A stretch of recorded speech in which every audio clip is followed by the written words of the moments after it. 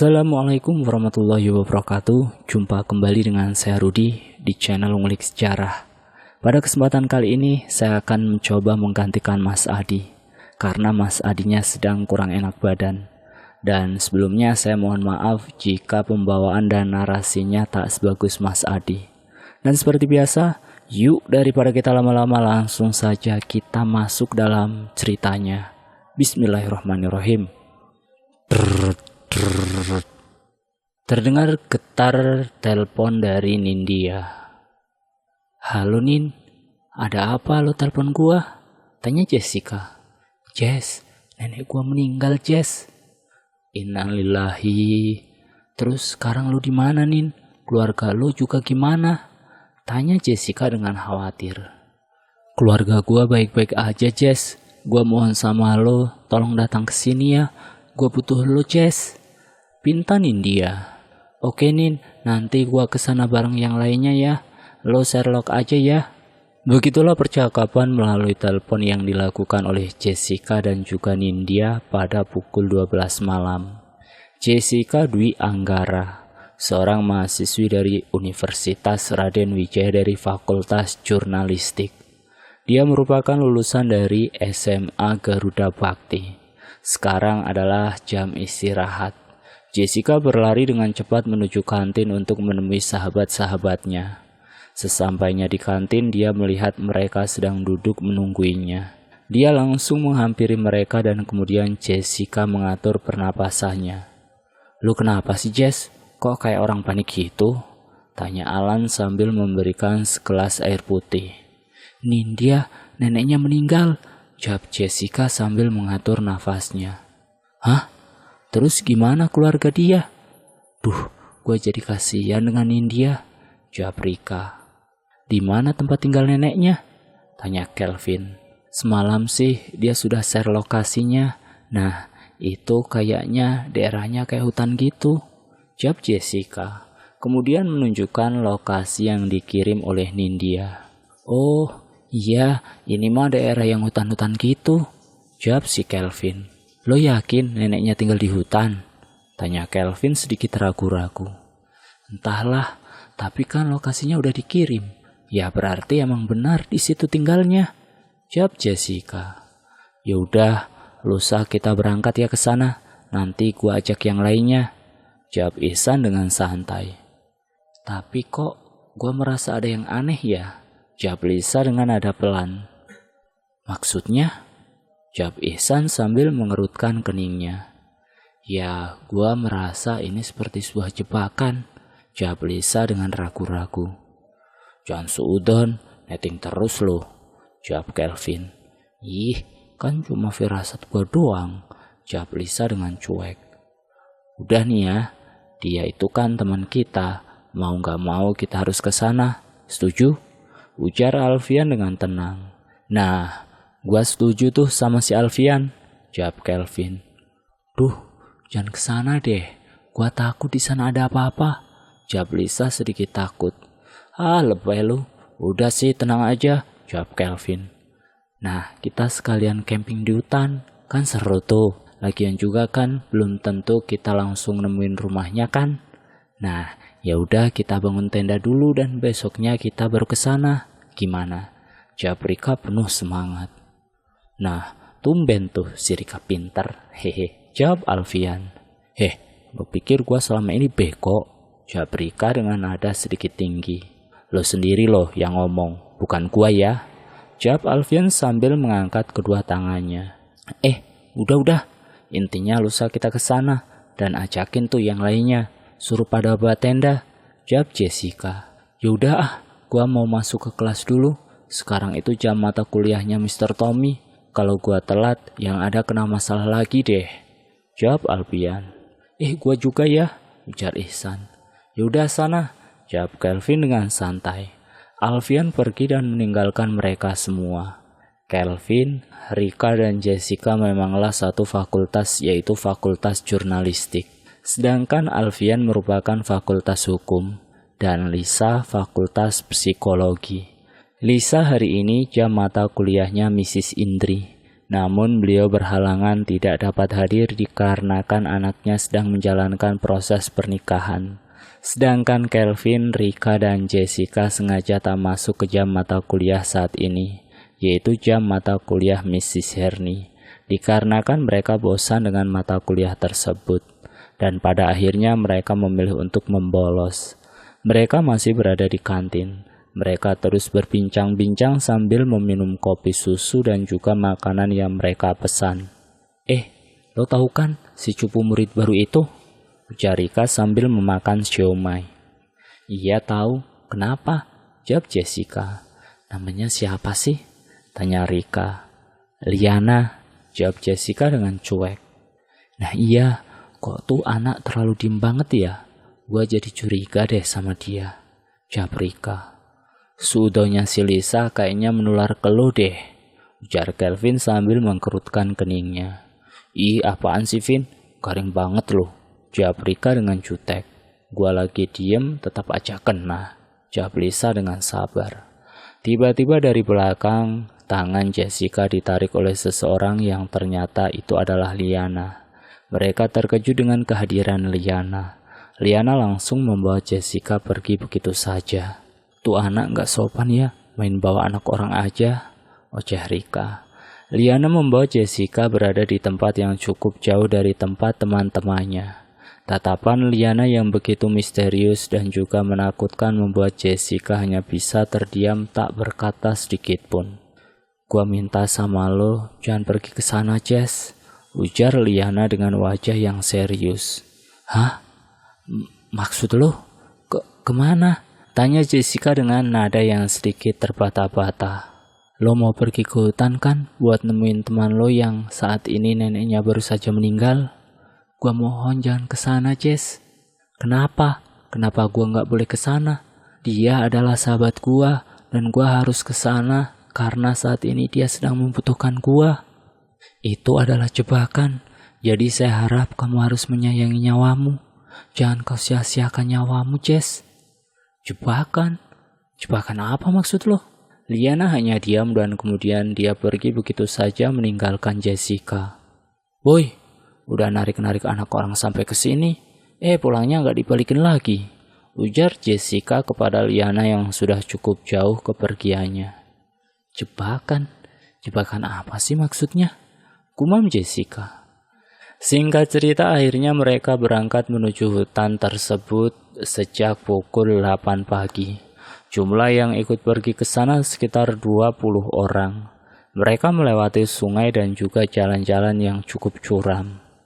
Ini beneran di sini? Tanya Aziz sambil melihat kembali lokasi yang di-share oleh Jessica. Iya kok bener. Sini dia ngirimnya kayak gitu, jawab Jessica. Tapi kenapa lokasinya kayak gini? Ujar Raka seperti tak yakin. Iya, mungkin emang kesini kali, jawab Jessica sedikit bingung. Udahlah, ayo kita langsung aja jalan ke sana, ujar Kelvin kemudian berjalan memasuki hutan. Kemudian mereka semua berjalan memasuki hutan. Mobil yang mereka bawa telah mereka parkir di dekat hutan. Mereka terus berjalan tanpa berhenti sambil melihat-lihat di setiap arah. Ini hutan, tapi kok kayak perbukitan gitu ya? Jadi nggak mungkin juga kita cepat sampai di sana, ujar Kelvin kepada teman-temannya. Untung aja gua nggak ajak anak sama istri gua, jawab Ari dengan tenang. Emang lo udah nikah? Tanya Rika sedikit terkejut. Belum sih. Terus lo ngambilin anak orang gitu? Woi, tanggung jawab lo, jawab Rika dengan sedikit emosi. Yaelah, gua nggak mungkin lah sejahat itu sama anak orang, jawab Ari dengan cuek. Nah terus? Gua bercanda, hehe. Kalian ngapain ke sana? Teriak seseorang di belakang mereka. Mereka langsung melirik ke arah belakang dan tampak seorang bapak-bapak yang sedang memegang obor. Nyari bidadari yang jatuh dari surga, jawab Ari sambil tertawa. Gak sopan banget sih, ujar Jessica dengan nada pelan. Kami mau menjenguk teman kami yang neneknya telah meninggal dunia, teriak Kelvin. Gak sopan Vin, teriak-teriak kayak gitu, jawab Jessica sedikit kesal. Udahlah diam aja, Jawab Kelvin acuh tak acuh. Jangan ke sana, di sana sangat berbahaya. Teriak bapak-bapak tersebut, namun mereka tak peduli dan tetap melanjutkan perjalanan. Mereka meninggalkan bapak-bapak tersebut dan terus berjalan memasuki hutan tersebut. Hutan yang sangat lebat hingga cahaya matahari yang masuk hanya sedikit. Gila nih hutan, adem banget, ujar Ferdi sambil memegangi jaket miliknya. Terus, lo mau tinggal di hutan gitu? Jawab Ahsal. Ya enggak lah, jawab Ferdi. Saat mereka berjalan, mereka terhenti karena terdapat 3 jalur, kemudian mereka memilih jalur yang di sebelah kiri, dan mereka melanjutkan perjalanannya kembali. Saat baru memasuki jalur tersebut, Jessica terhenti dan merasa sedikit takut. Jess, kenapa berhenti?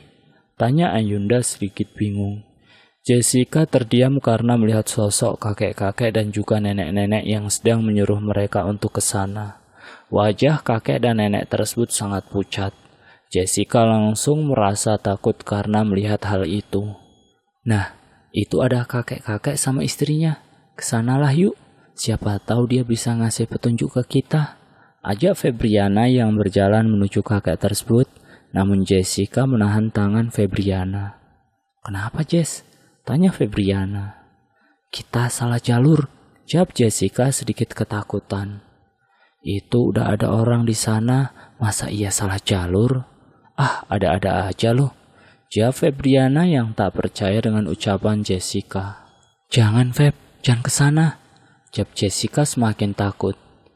Kita lewat jalur ini aja, sambungnya kembali. Lo yakin? Kalau enggak gini aja deh.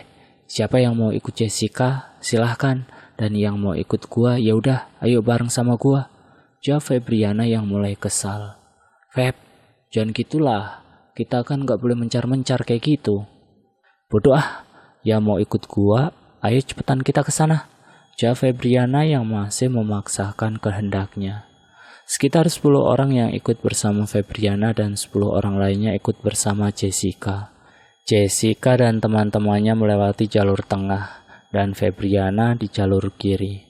Saat Jessica dan teman-temannya sedang berjalan, tiba-tiba teman-teman yang lainnya yang berjalan bersama Febriana, mereka semua menjerit minta tolong.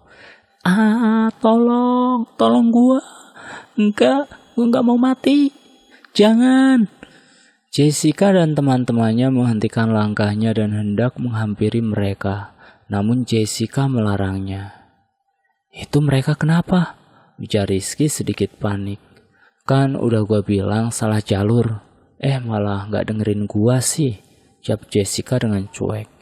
Kita harus ke sana, Jess, jawab Irfan.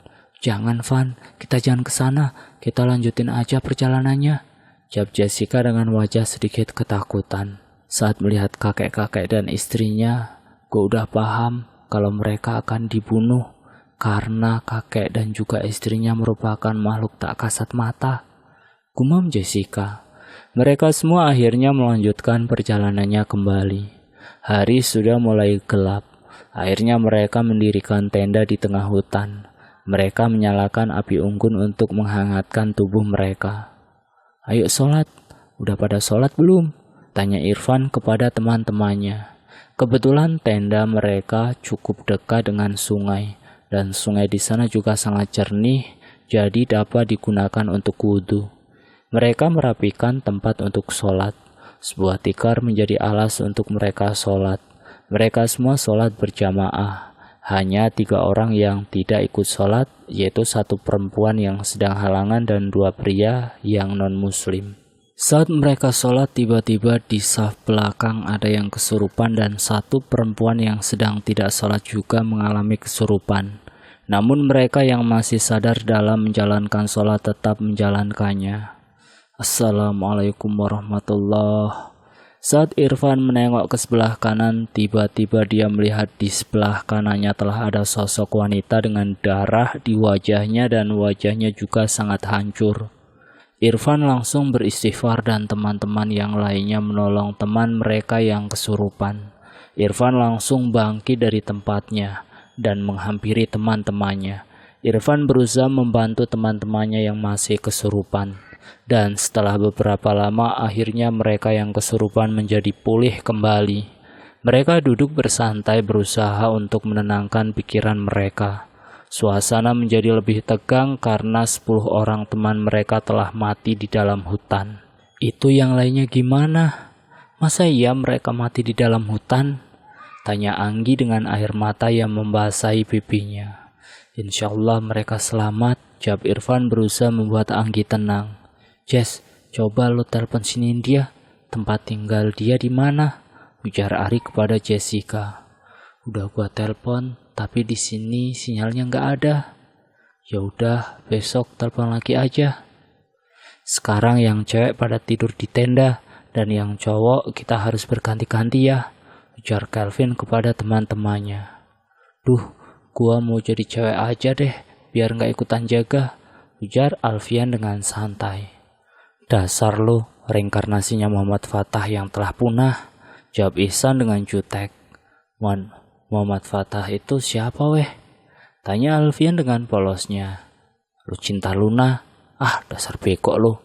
Makanya jangan kebanyakan makan roiko rasa sapi. Udah tahu badan lo kayak sapi panggang, jawab Ihsan yang merasa tak tahan dengan Alfian. Woi, langsing kayak gini kok masa dibilang sapi panggang? Jawab Alfian dengan nada kesal. Lo pada bisa diam gak sih? Ujar Ari. Udahlah, gua, Kelvin, dan Irfan tidur duluan. Dan sekarang Alfian, Ihsan, dan Raka yang jaga. Nanti bangunin pas jam 3 ya. Mereka semua kembali menuju tenda. Dan hanya Alfian, Raka, dan Ihsan yang masih berjaga di luar tenda. Jessica terdiam dan memikirkan perkataan Liana. Dia merasa seperti ada hal yang sangat mengganjal di hatinya. Jebakan? Jebakan apa? Jebakan kematian kah? Gumam Jessica dengan penuh tanda tanya. Tolong aku, Jess. Jessica pergi keluar tenda mencari sumber suara itu. Dia melihat seperti sosok Febriana yang sedang melintas di sekitar tendanya. Dia terus mengejar Febriana dan dia merasa bingung entah dibawa kemana dia oleh Febriana. Febriana berhenti di dekat sebuah pohon yang cukup besar dan dia menunjuk ke arah pohon itu. Jessica tak mengerti apa maksud dari Febriana. Dia melihat di sekelilingnya dan bau kemenyan sangat tercium sekali. Dia merasa sedikit pusing karena mencium wangi kemenyan itu. Dia sedikit mendongakkan kepalanya ke atas dan melihat sosok kuntilanak yang sedang terbang. Dia ingin sekali pergi dari sana, namun kakinya tak bisa melangkah. Dia benar-benar ketakutan. Kuntilanak itu terbang sambil mengelilinginya. Jessica ingin sekali tidak melihat ke arah kuntilanak tersebut. Namun kepalanya terus mendongak dan matanya terus melihat ke arah kuntilanak. Dia terus membaca istighfar dan berusaha untuk tetap kuat. Namun apalah daya bahwa dirinya memang sudah kehilangan banyak tenaga. Dan saat ini kepalanya benar-benar pusing sekali. Kuntilanak itu kemudian berdiri di depannya dengan jarak yang cukup dekat. Matanya merah, wajahnya hancur, penuh darah dari ujung kepala sampai ujung kaki. Dia melangkahkan kakinya dengan perlahan ke arah Jessica dan menatap Jessica penuh dengan kebencian. Jessica mundur sambil menutup matanya. Dia terus berdoa dan berharap bahwa ini hanyalah mimpi buruk. Namun semua ini jelas nyata terlihat oleh Jessica. Entah hayalan ataukah kenyataan, Jessica merasa bahwa ini adalah akhir dari kehidupannya. Bulu kuduknya terus berdiri. Rasa merinding yang cukup hebat yang dia alami. Keringat terus bercucuran deras di tubuhnya. Ingin sekali dia berteriak meminta pertolongan dan berharap teman-temannya akan menolongnya. Namun mulutnya seperti terkunci dan dia tak bisa berkata apapun. Kuntilanak itu mulai menggeram dan itu membuat Jessica semakin ketakutan. Kuntilanak itu mulai tertawa dengan keras dan kemudian dia menangis lalu kembali lagi tertawa. Dia diam memperhatikan Jessica. Dia berkata, "Tumbal. Aku hanya butuh tumbal. Tumbal perjanjian. Aku hanya ingin tumbal. Aku ingin kamu menjadi tumbalku." ujar kuntilanak tersebut sambil tertawa cekikikan. Jessica mulai tak tahan dengan semua ini dan dia pun mulai kesal dengan kuntilanak itu. Diam, tidak akan ada yang menjadi tumbal. Teman-temanku tak akan jadi tumbal. Lo hanya hantu yang jelek, hantu yang buruk rupa. Udah tahu badan lo penuh darah, bukannya mandi malah berkeliaran.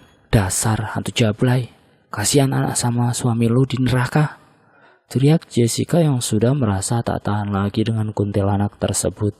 Kuntilanak tersebut mulai menangis dan tertawa dengan suara yang sangat lenting. Jessica memejamkan mata dan terus berdoa. Dirinya mulai gemetar dan semakin ketakutan. Kamu akan mati di sini dan akan menjadi tumbalku. Bentak kuntilanak tersebut sampai membuat Jessica terpental dan kepalanya menabrak batang pohon yang besar. Jessica memegangi bagian kepalanya yang sakit. Baru saja dia memegang kepalanya, dia langsung terangkat. Lehernya tercekik dan ternyata itu ulah kuntilanak itu lagi. Jessica mulai tak kuat, tubuhnya mulai lemas. Beberapa saat kemudian tubuhnya dibanting ke tanah dan posisi tubuhnya telungkup. Terasa semua tulangnya seperti patah. Ah, kuntilanak sialan. Gue pukilin tuh dia biar tau malu. Gumam Jessica sambil merintih kesakitan dan juga merasa kesal. Setelah beberapa lama Febriana memanggilnya. Jessica, tolong kami Jess. Lo yang bawa kita ke tempat ini, tolongin kita. Jessica langsung mengangkat kepalanya dan terkejut bahwa teman-temannya memiliki kematian yang sadis. Kuntilanak yang menyebalkan itu juga ternyata sudah pergi. Dia menyaksikan teman-temannya berjalan menuju sebuah pertunjukan sinden. Mereka menangis. Jessica terus berusaha memanggil mereka namun usahanya sia-sia. Sinden menari sambil memegang sesajen. Kuserahkan tumbalku kepadamu. Kumohon penuhi permintaan. Ujar sinden itu dengan nada lembut kepada sosok di depannya. Teman-temannya dengan pasrah maju ke depan. Namun anehnya yang berada di depan sinden itu tak bisa ia lihat. Kepalanya semakin pusing, penglihatannya mulai kabur. Dia berusaha untuk berdiri dan usahanya tak sia-sia. Dia menangis sangat sedih ketika melihat teman-temannya yang telah pergi bersama Febriana ternyata mereka telah tewas. Yang dia saksikan kini adalah arwah dari teman-temannya. Jessica menangisi mereka dan sangat terpukul atas kejadian itu. Seandainya dia memaksakan pilihannya, pasti mereka akan selamat. Mereka masih bisa kumpul bersama. Terlihat kesedihan di wajah teman-temannya yang teramat dalam. Mereka tak menyangka telah menjadi tumbal. Hal inilah yang membuat Jessica menjadi bingung. Tumbal? Siapa yang menjadikan mereka tumbal? Kenapa mereka yang harus dijadikan tumbal? Siapa sinden itu? Jessica terus mengamati sinden tersebut. Sepertinya dia adalah orang yang sedang mencari tumbal. Alunan gamelan dan juga lagu yang sangat mengerikan terdengar oleh Jessica. Lengser wengi sliramu tumeke sirna aja tangi nggonmu guling awas jomata aku lagi wingo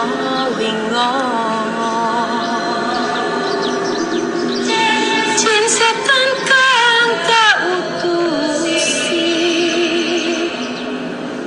dadya sebarang wojo layu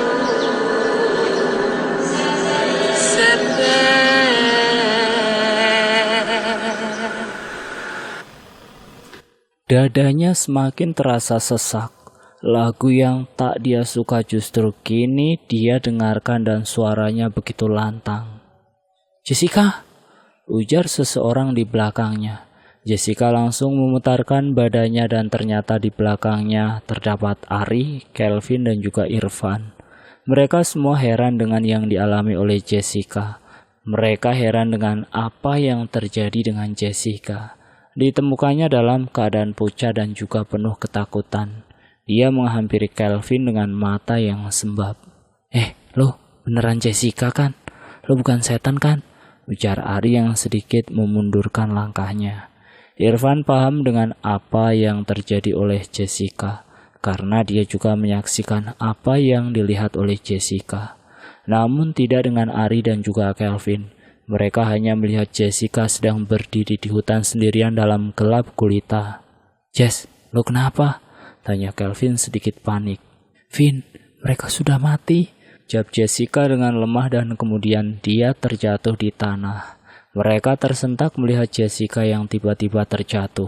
Mereka langsung membawa Jessica ke tenda mereka. Jessica diberikan pengobatan supaya dia bisa segera sadar. Dengan minyak angin kemungkinan dapat membuat Jessica lebih baik lagi. Rika dan Anggi menjaga Jessica di dalam tenda, sedangkan yang lainnya berada di luar tenda. Mereka bertanya tentang kejadian yang dialami oleh Jessica. Namun mereka tak mengetahui apapun. Mereka hanya melihat bahwa Jessica dalam keadaan yang sangat ketakutan dan juga lemas. Beberapa lama kemudian, Jessica tersadar dan dia merasa sangat ketakutan. Dia memandangi teman-temannya dengan gemetar. Dia terus berkata, "Jangan jadikan aku dan teman-temanku sebagai tumbal." Namun teman-temannya semakin bingung dengan sikap Jessica yang seperti ini. Irfan masuk dalam tenda dan mengatakan bahwa dia tadi sedang mengigau dan menyebabkan semua orang terbangun. Lantas mengapa Irfan berbohong kepada Jessica dan mengatakan bahwa Jessica hanya mengigau?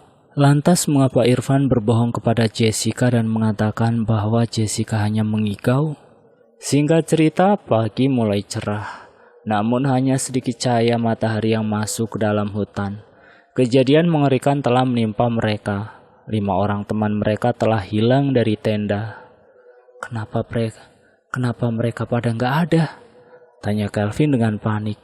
"Gua nggak tahu, bangun-bangun mereka udah nggak ada," jawab Ari yang juga sama paniknya. "Padahal gua sama yang lainnya sama sekali belum tidur loh di jam 2 malam, jawab Irfan. "Coba telepon mereka," jawab Kelvin semakin panik. Mereka semua menghubungi teman-teman mereka, namun ternyata ponsel mereka telah berada di dalam tas teman-teman mereka. "Mereka pergi kemana sih? Kenapa nggak ngabarin kita?" ujar Rika dengan kesal. "Udah deh, sekarang gini aja. Pokoknya kita harus berpencar untuk mencari Alfian, Rizky, Ihsan, Raka, dan Anggi. Pokoknya mereka harus ketemu," jawab Kelvin memberikan perintah kepada kami semua. Kita jangan berpencar, kita cari bersama-sama aja," jawab Irfan dengan tegas. "Kalau nggak berpencar, yang ada pencarian jadi lama, Van," jawab Kelvin dengan kesal. "Kalau nggak berpencar, yang ada pencarian jadi lama, Van," jawab Kelvin dengan kesal. "Udah cukup, Irfan benar, kita nggak boleh berpencar. Lebih baik pencarian lama, tapi kita tetap utuh, daripada kita berpencar dan nggak taunya kita tambah hilang semua," jawab Jessica mengakhiri perdebatan antara Irfan dan juga Kelvin. Mereka membereskan tenda-tenda terlebih dahulu. Setelah itu mencari teman-teman mereka yang telah hilang berjalan menelusuri jalan yang ada di sana. Mereka beristirahat sebentar di sebuah pohon besar. Mereka meluruskan kaki dan meletakkan tas mereka di samping mereka. "Pada kemana? Kita dari tadi nyari, tapi nggak ada tanda-tanda mereka ada," ujar Rika sambil mengatur napasnya.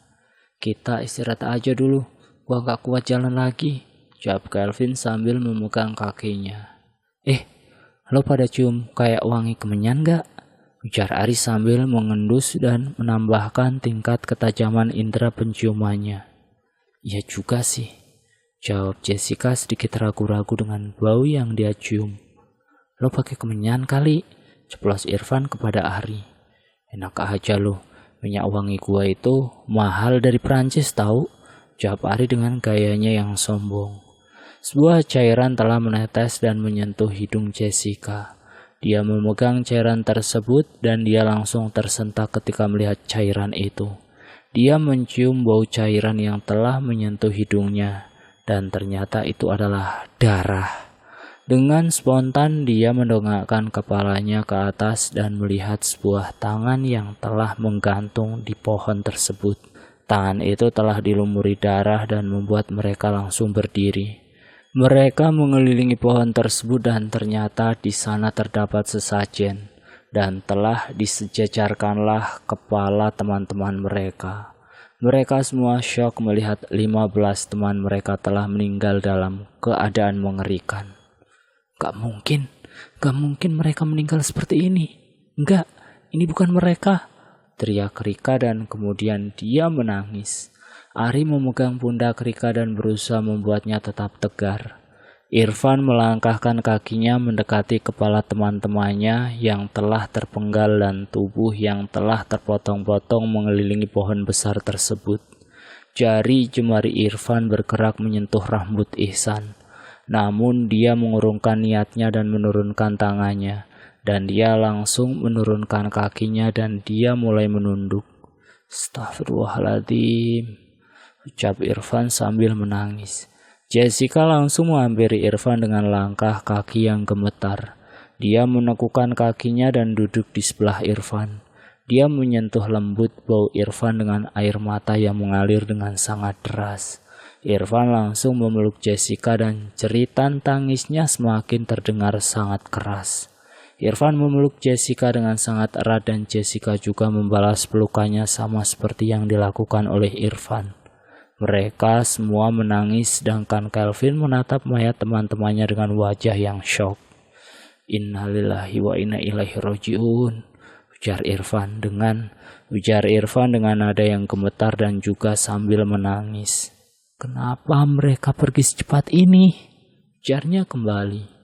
Orang yang telah melakukan ini sangatlah keji. Pasti Allah akan membalas perbuatannya. Irfan dan Jessica tiba-tiba melirik ke arah depan mereka. Mereka seperti melihat ada yang telah mengawasi mereka dari kejauhan. Mereka langsung berdiri dan memundurkan langkah mereka. Ayo kita pergi dari sini, ajak Irfan dengan tergesa-gesa. Ada apa, Van? Tanya Rika sambil menghapus air matanya. Bagaimana dengan mereka? Tanya Ari. Irfan tak menjawab dan langsung mengambil tas miliknya. Tanpa banyak tanya lagi mereka langsung mengambil barang bawaan mereka dan berjalan mengikuti langkah kaki Irfan. Siapa dia? Mengapa aku seperti mengenalnya? Gumam Jessica yang penuh tanda tanya. Wanita itu masih berdiri diam di tempatnya sambil memegang pisau yang masih berlumuran darah. Mereka berjalan cukup jauh dari pohon besar tadi. Mereka duduk mengampar di atas tanah dan mulai meminum air mereka yang masih tersisa cukup banyak. Tadi lo kenapa sih? Kenapa lo ninggalin mayat mereka di sana? Ujar Ari dengan nadat. Tadi lo kenapa sih? Kenapa lo ninggalin mayat mereka di sana? Ujar Ari dengan nada tingginya. Tadi ada yang mengawasi kita. Kalau kita tadi tetap di sana, pasti nasib kita akan sama seperti mereka. Jawab Irfan yang masih sedikit syok. Dari mana lo tahu kita bakal dibunuh sama dia? Tanya Ari dengan sinis. Pisau. Dia membawa pisau yang masih berlumuran darah. Mereka terkejut mendengar jawaban Irfan kecuali Jessica. Karena dia juga melihat perempuan tersebut. Kenapa semua ini terjadi begini sih? Ujar Rika dengan pasrah. Kita harus terus berdoa dan juga secepatnya harus keluar dari sini. Jawab Irfan berusaha membuat mereka semua tenang. Kita gimana bisa keluar, Van? Kita aja nggak tahu jalan keluarnya kemana. Jawab Kelvin sedikit kesal. Kalau kenapa-napa itu jangan dibawa panik. Kalau pikiran kita panik, yang ada nggak nemuin jalan keluarnya. Jawab Irfan dengan nada tegas. Mereka semua terdiam dan benar yang dikatakan oleh Irfan. Jika kita memikirkan semua ini dengan panik, pasti tidak akan memberikan jalan keluar. Justru akan memberikan mereka semakin menambah masalah. Jess, coba sekarang lo telepon sinin dia. Mungkin jaringan lo udah ada. Ujar Irfan menghentikan keheningan. Iya nih, jaringan gua udah ada dikit. Tapi gua coba telepon dia ya. jawab Jessica dan kemudian menelpon Nindya. Jessica sedikit menjauh dari teman-temannya dan mereka masih beristirahat di sana. Tut, tut, tut. Panggilannya kepada Nindya akhirnya tersambung. Jessica berharap bahwa Nindya akan mengangkat telepon darinya. Halo Jess, ada apa? Nin, kita udah ke lokasi tempat yang lo kasih. Nenek lo tinggal di mana? Lo emang sekarang di mana, Jess? Gua di hutan perbukitan gitu. Lo ngapain ke sana? Tanya Nindya. Kita ingin menjenguk keluarga lo, Nin. Kan kata lo kalau nenek lo itu meninggal. Apaan sih, Jess? Nenek gua itu sudah meninggal 10 tahun lalu. Lagian juga nenek gua tinggalnya di kota, bukannya di hutan. Jessica tersentak dan dia langsung merasa terkejut. Tapi lo kemarin telepon gua dan bilang kalau nenek lo meninggal. Dan lo bilang kalau lo membutuhkan kami semua. Lo jangan main-mainin. Teman-teman kita udah banyak yang mati di sini. Lagian juga kan lo sendiri yang nge-share lokasi ke gua. Kata Jessica dengan sedikit marah. Udah ya Jess, gua lagi sibuk. Jawab Nindya seenaknya. Jessica belum sempat menjawab namun panggilan telah dimatikan oleh Nindya. Jessica menangis memikirkan nasibnya dan juga nasib teman-temannya. Irfan menghampiri Jessica untuk menanyakan hasil percakapannya dengan Nindya. Ada apa Jess? Gimana kata Nindya? Tanya Irfan dengan pelan. Dia bilang kalau neneknya udah meninggal 10 tahun yang lalu. Neneknya juga tinggal di kota, bukannya di hutan. Jawab Jessica kemudian dia menangis. Tanpa sadar mereka semua ternyata telah mendengar ucapan Jessica. Mereka terkejut sekaligus merasa kesal kepada Jessica. Terus nasib kita sekarang gimana Jess? Teriak Rika mulai panik. Mereka semua udah pada mati Jess. Ini semua gara-gara lu. Teriak Ari dengan kesal. Dah stop. Jangan saling menyalahkan. Kalau kita saling menyalahkan, tidak akan ada penyelesaiannya nanti. Jawab Irfan dengan tegas. Mereka semua terdiam. Rika menangis karena dia tak ingin dia meninggal di tempat ini. Tempat yang tidak ada kehidupan. Rika membayangkan ketika dia harus menjadi korban seperti teman-teman mereka. Gua masih jomblo, gua belum nikah. Gua mau ngerasain dulu jadi pengantin. Ujar Ari dengan air mata yang membasahi pipinya. Gua rela jadi perawan tua asalkan gua bisa selamat dari sini. Ujar Rika sambil menangis. Kita nikah yuk Rik, ajak Ari kepada Rika. Gila lo, gua kalau mau nikah juga nyarinya yang cakepan lah. Mana mungkin gua nikah sama jentik-jentik nyamuk kayak lo. Jawab Rika sambil menangis. Udah dong, kalian jangan nangis terus. Bujuk Irfan berusaha menghentikan tangisan Ari dan juga Rika. Kita harus pergi dari sini, perintah Kelvin yang sepertinya sudah depresi dengan kejadian ini. Jangan gila, ini udah maghrib, hari sebentar lagi gelap. Kita tak mungkin melanjutkan perjalanan. Tolak Irfan memberikan alasan yang masuk akal. Terus lo mau kepala-kepala kita selanjutnya dijejarkan di pohon tadi? Bentak Kelvin kepada Irfan. Kita pergi sekarang juga bahaya, Vin. Penerangan kita minim di sini. Balas Irfan membentak Kelvin dengan tegas.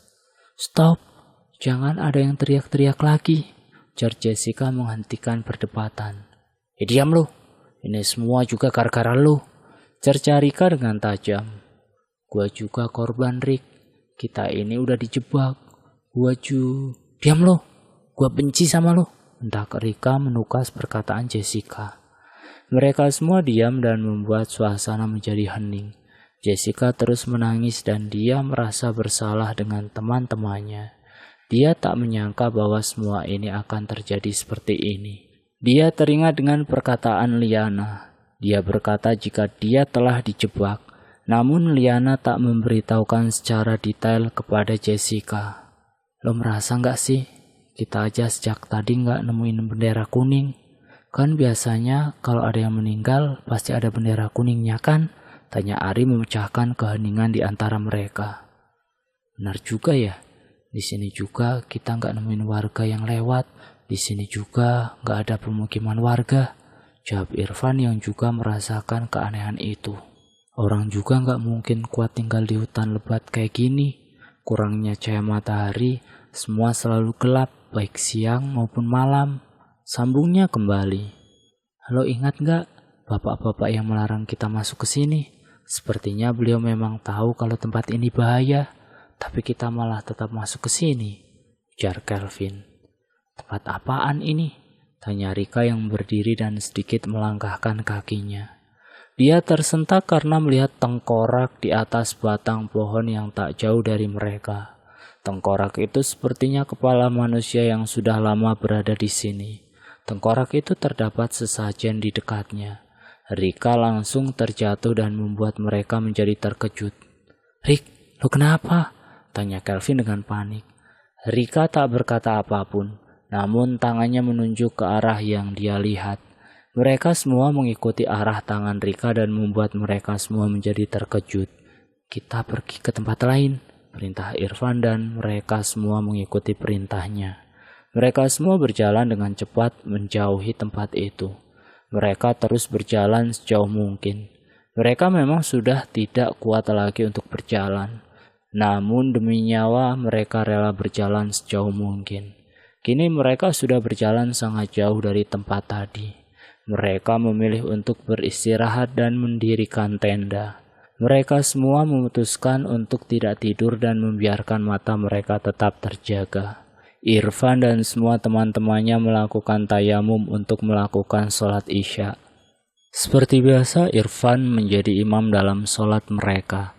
Mereka juga melakukan sholat gaib untuk mensolatkan teman-teman mereka yang sudah tiada. Tak lupa juga mereka berdoa memohon ampun kepada Allah dan juga membaca surat Yasin. Memang saat ini hawa merinding menyelimuti mereka, namun mereka tak peduli dan tetap fokus berdoa. Setelah selesai sholat, mereka semua bermaaf-maafan.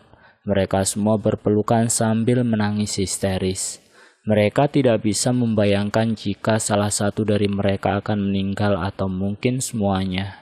Mereka sudah pasrah dan jika mereka harus meninggal di tempat ini, mereka semua ikhlas. Api unggun telah menyala. Sebelumnya memang mereka mencari kayu-kayu yang berada di depan tenda mereka untuk dijadikan api unggun. Irfan menatap foto kedua orang tuanya yang telah tersimpan di dompetnya. Jessica menghampiri Irfan yang sepertinya sedang sedih.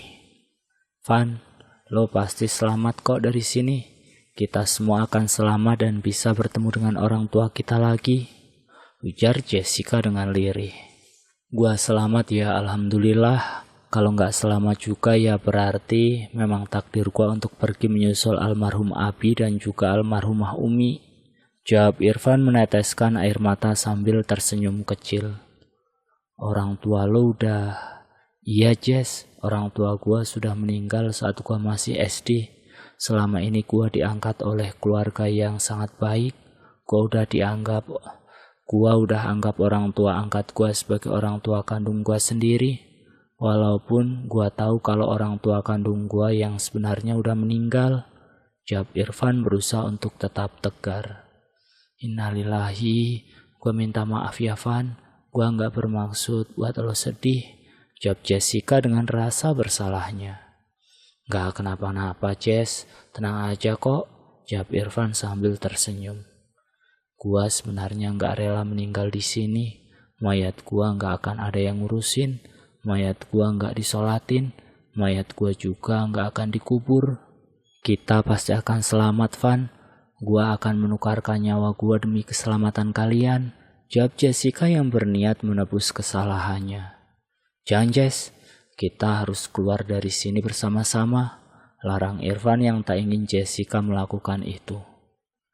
Dan di lain tempat saat Jessica dan kawan-kawan akan menuju ke rumah nenek Nindya, ternyata ada seorang ibu dan anak yang sedang merencanakan hal buruk kepada Jessica dan kawan-kawan. "Mereka sudah datang?" tanya ibu yang sepertinya sedang khawatir. "Mereka akan datang besok.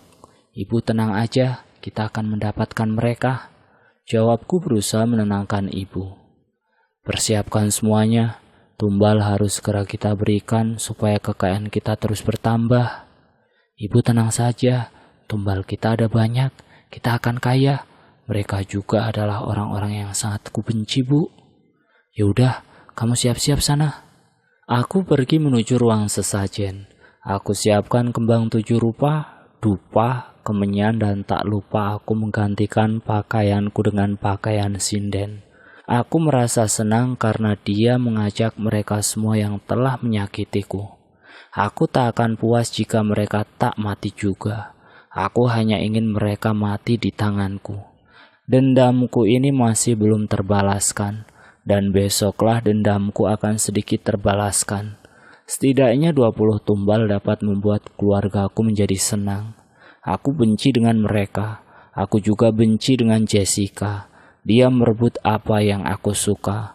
Aku suka Kelvin dan dia merebut hati Kelvin. Dia begitu rendah. Dia selalu merebut apapun yang aku miliki.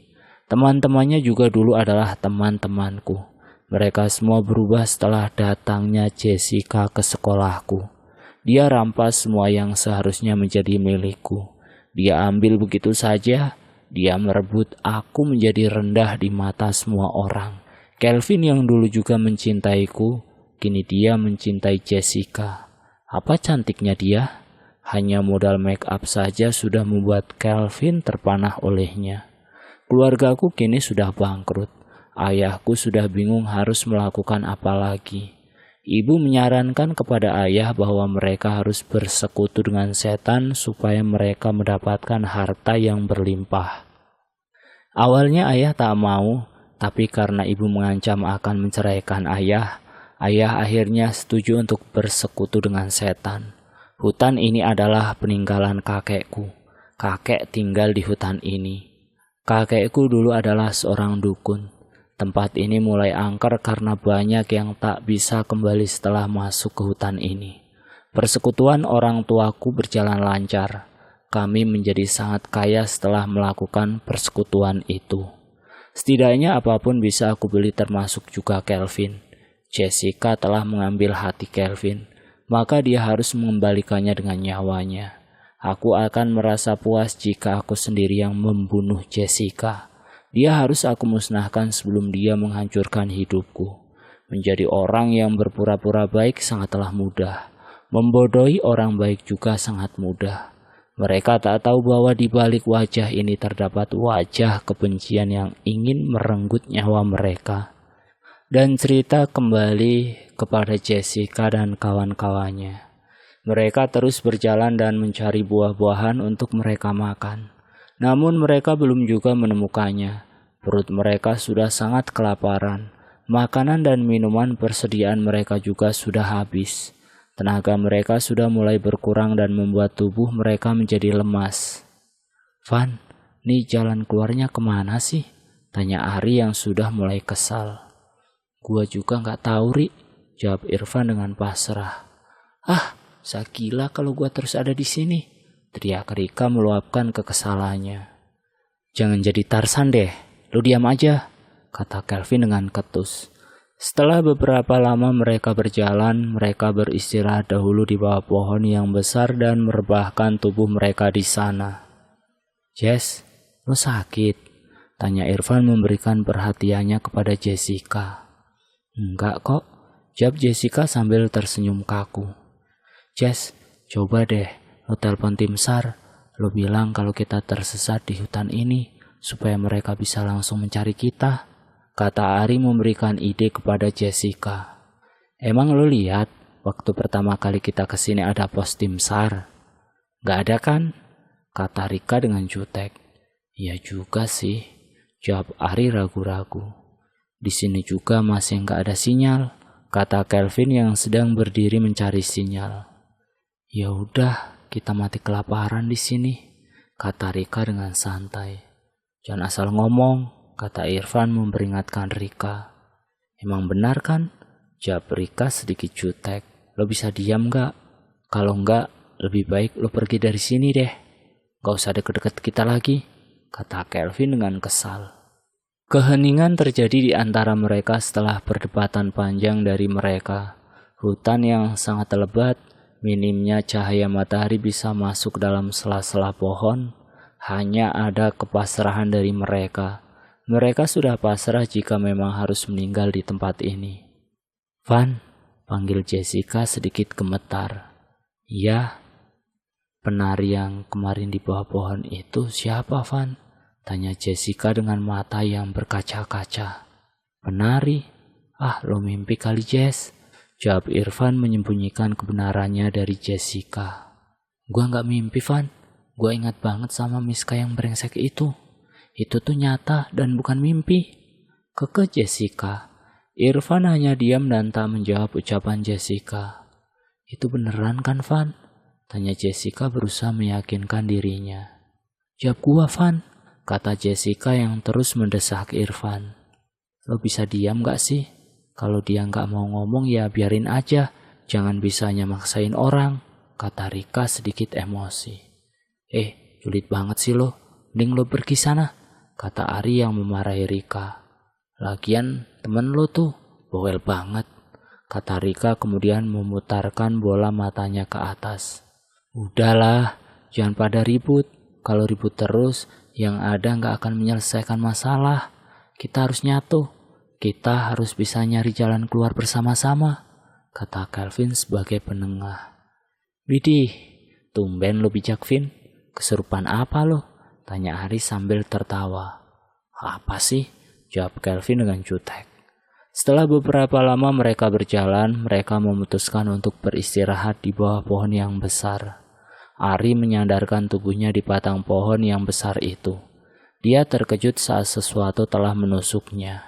Ari merintih kesakitan saat melihat sebuah tombak telah menembus dari punggungnya. "Ah!" Mereka langsung melirik ke arah Ari. Mereka terkejut saat melihat kondisi Ari saat ini. "Ri, lo kenapa, Ri?" kata Rika dengan panik. "Udah tahu gua ketusuk tombak." Masih aja lo tanya," kata Ari yang masih merintih kesakitan. Mereka berusaha melepaskan tombak itu dari tubuh Ari. Tombak berhasil dilepas, namun nyawa Ari tak bisa tertolong. Ari telah menghembuskan nafas terakhirnya. Darah terus bercucuran dari tubuh Ari. Mereka terus menangis karena tak menyangka bahwa Ari akan pergi secepat ini. Dari kejauhan Irfan melihat seseorang yang sepertinya sedang tersenyum mengerikan. Dengan sigap Irfan langsung menyuruh teman-temannya untuk pergi dari tempat itu. "Kita harus pergi dari sini," perintah Irfan dengan tegas. "Lu gila? Ari gimana? Hendak Kelvin kepada Irfan. "Kita harus pergi sekarang. Ari biarin aja di sini," jawab Irfan membalas bentakan Kelvin. "Egois lu," kata Kelvin dengan tajam. "Kalau gua egois, pasti gua bakal nyelamatin diri gua sendiri. Kita harus pergi sebelum banyak yang jadi korbannya lagi," jawab Irfan dengan tajam. Mereka pergi meninggalkan Ari walaupun sebenarnya mereka tak tega meninggalkan Ari sendirian di dalam hutan. Mereka terus berlari menjauh dari tempat itu. Setelah beberapa lama mereka berhenti kembali. Mereka kembali beristirahat dan memastikan bahwa tidak ada hal apapun yang membahayakan lagi. Mereka masih bingung karena di pohon itu tiba-tiba ada tombak seperti siap menancap. Mereka memeriksa kembali di sekitar mereka supaya tidak terjadi hal-hal yang membahayakan lagi. Pasrah, mereka sudah pasrah dengan kehidupan mereka selanjutnya. Singkat cerita, hari mulai malam. Mereka mulai mendirikan tenda dan berharap besok akan ada keajaiban. Mereka berharap bahwa besok mereka bisa keluar dari hutan ini. Kelvin terus saja diam. Entah apa yang sedang dipikirkan oleh Kelvin. Yang pastinya mereka yakin bahwa Kelvin sedang putus asa karena masih saja belum keluar dari hutan ini. "Gua nyerah," gumam Kelvin dengan raut wajah yang pasrah. Dia terus saja duduk di luar tenda dan menatap langit yang telah tertutup oleh lebatnya pepohonan. Hari mulai cerah, namun kondisi hutan di sini tertutup oleh pepohonan yang lebat. "Vin, ya ampun Kelvin," suara teriakan dari luar. Sepertinya itu adalah suara dari Irfan. Dengan terpaksa Jessica membuka kedua matanya dan melihat ke depan tenda.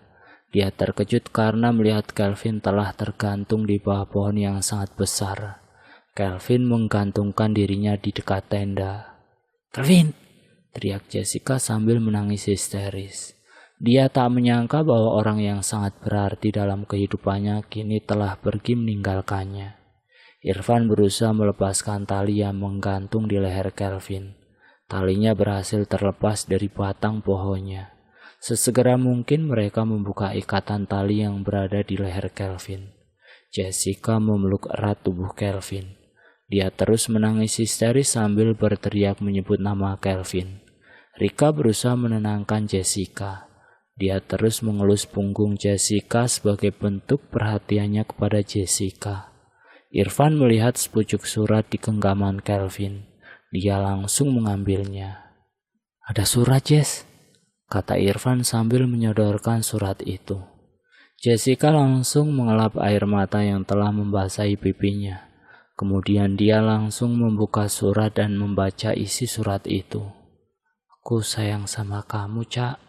Karena aku sayang sama kamu, oleh karena itu aku mau kamu bisa bahagia dengan orang yang kamu sayangi, yaitu Irfan." Dari Kelvin.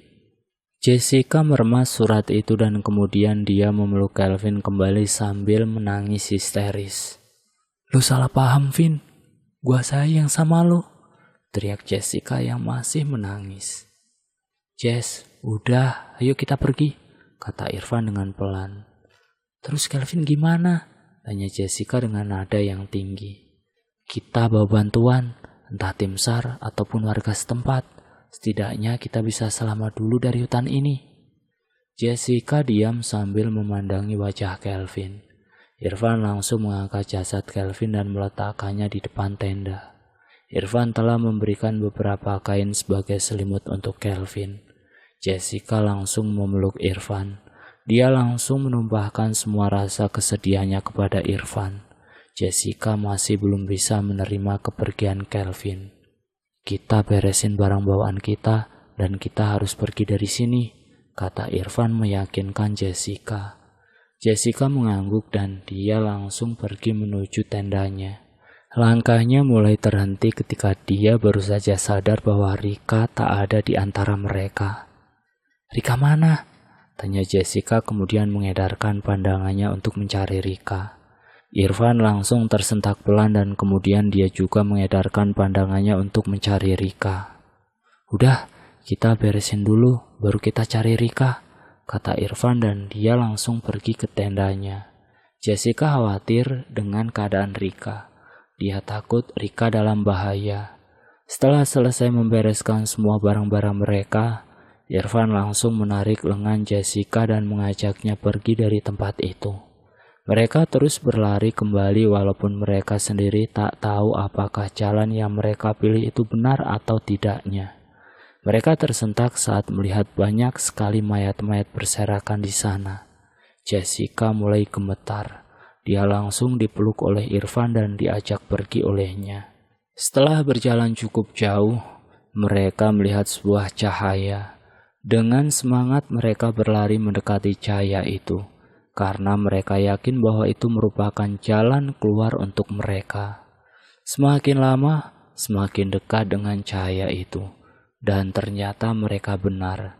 Cahaya itu merupakan jalan keluar mereka. Mereka merasa sangat bersyukur dan menangis bahagia karena bisa selamat dari hutan itu.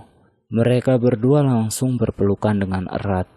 Mereka merasa tidak menyangka karena bisa datang ke hutan ini. "Hei, ngapain kalian di situ?" teriak seorang bapak-bapak sontak membuat mereka kaget dan langsung melepas pelukan mereka. Mereka saling menatap dan kemudian berlari menghampiri bapak-bapak itu. "Pak, tolong kami, Pak. Teman-teman kami mati di sana," kata Irfan dengan panik. "Saya nggak mau nolongin, karena ke sana sama saja nyari mati," kata bapak itu dan kemudian pergi begitu saja. Mereka berdua pasrah dan langsung pergi menuju mobil mereka. Jessica langsung mengecek ponselnya. Dia merasa beruntung karena sinyal di ponselnya sangat bagus. Dia langsung menghubungi pihak yang berwajib untuk meminta pertolongan. Mereka duduk di dalam mobil sambil mengatur nafas mereka. "Alhamdulillah, Jess, Allah masih sayang sama kita," Katanya kemudian tersenyum. Jessica tersenyum lega dan kemudian dia memejamkan matanya. Sementara itu, Rika menari diiringi lagu Kidung Lingsir Wengi. Dia menari setelah melakukan persembahan jasad Kelvin. Dia merasa sedih karena Kelvin telah menjadi tumbalnya. Dia terus menari sambil meneteskan air matanya. Gua berharap Jessica yang jadi tumbal. Tapi kenapa lo yang jadi tumbal sih? Gumam Rika sambil menari. Dan selesai. Itulah akhir dari cerita tentang Jessica dan kawan-kawannya yang pergi ke hutan tumbal. Terima kasih sudah mampir di channel Ngulik Sejarah. Jangan lupa tekan tombol like, share, komen, dan subscribe untuk mengikuti video kami selanjutnya ya. Wassalamualaikum warahmatullahi wabarakatuh.